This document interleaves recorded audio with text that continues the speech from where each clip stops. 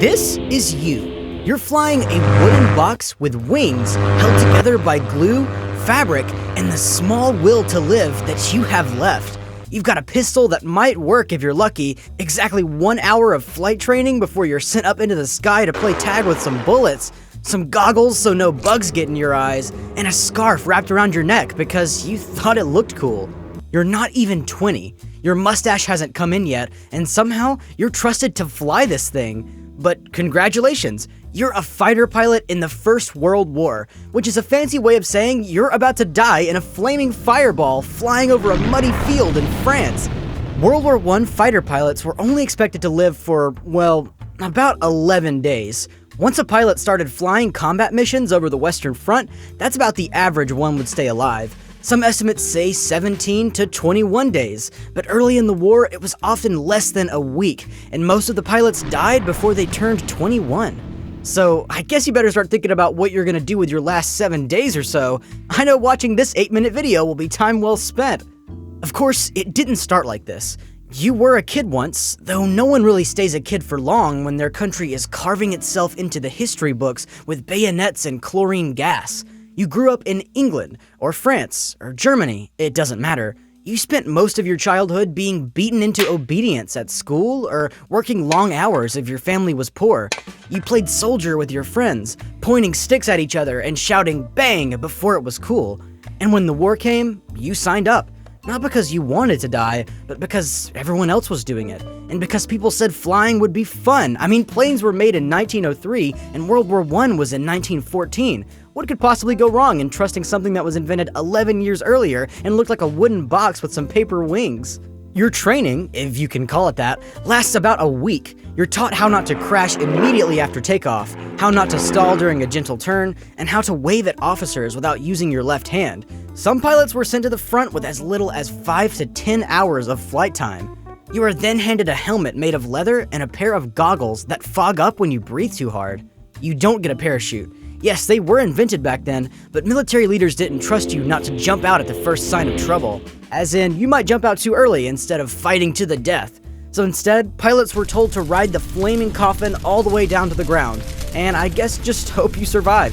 You fly a Sopwith Camel or a Fokker DR-1 or whatever your side of the war has slapped together that week. They were made out of thin wooden frames covered in fabric, sealed with flammable dope or a kind of varnish.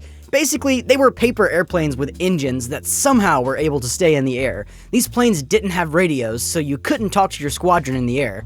If someone got separated or needed help, they were completely alone in the sky, relying on hand signals, waggling wings, and blind guesses.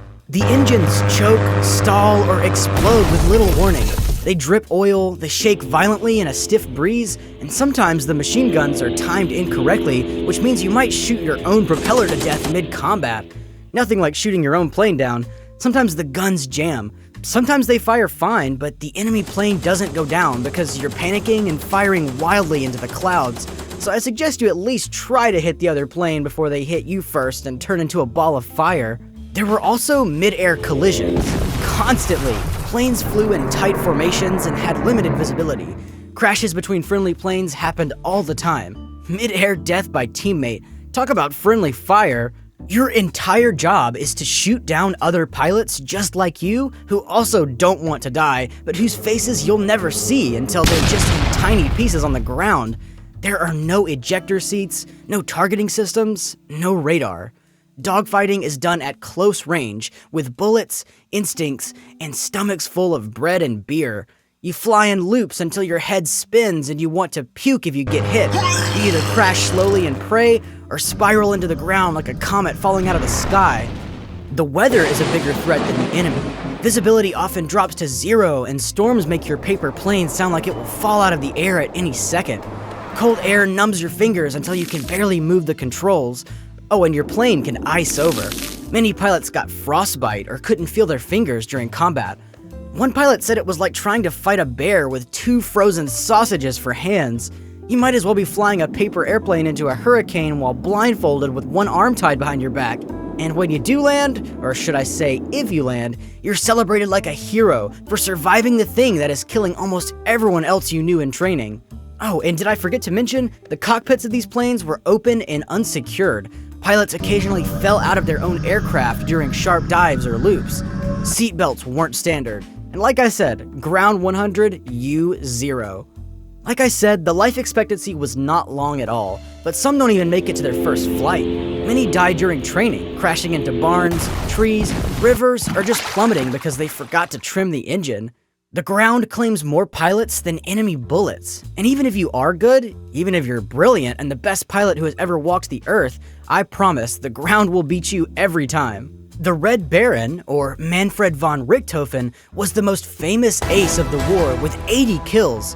Soldiers feared him anytime they saw him flying. To be called an ace, you needed 5 confirmed kills. But the closer you got to that number, the more famous you became, which also meant you were constantly targeted. Many aces were hunted and killed within days of achieving fame. And the Red Baron was eventually killed, not by a heroic aerial duel, but likely by a single lucky shot from the ground. Yeah, this guy was the best of the best, and he was killed by some soldier who randomly shot at his plane from the ground. That is, extremely tough. You get very little sleep. You live near the front in a small barracks, and you wake up every morning to the sound of artillery. Your nerves are shot by week 2. The constant adrenaline, the fear, the screaming engines, they wear you down. You drink too much if there's alcohol, and if not, you smoke constantly, anything to take the edge off. Your friends vanish one by one and you stop making new ones. What's the point? They'll be gone in a week. Your uniform doesn't fit great and smells like oil and sweat.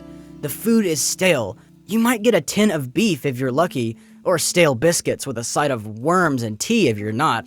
There are no warm showers. There are rats in the walls, sometimes in the planes. Lice, too. You get sick often. Colds, flu, infections, but no one cares unless you're coughing up blood. You don't feel like a hero. You feel like a kid in a costume, playing soldier with real bullets. When you shoot someone down, you're rewarded. But you also lie awake that night remembering the puff of smoke, the way their plane twitched before it fell and turned into a ball of fire, the sick realization that someone died in that moment, and that next time, it could be you. You're given medals if you survive long enough. They pin them to your chest while you stare past them, trying not to think about the smear of blood you saw on the wing last week. And if it makes you feel any better for the 55,000 pilots that died in World War I, pilots could be awarded medals for dying spectacularly. Some pilots were awarded posthumous medals because their deaths were considered brave or inspiring, even if they crashed due to mechanical failure. And if by some miracle you survived the war, you go home changed. Your hearing is shot, your nerves are wrecked, and you jump every time you hear an engine sputter. No one understands what you went through. You're 24 and feel like you've lived 50 years. But hey, at least you got to fly a plane.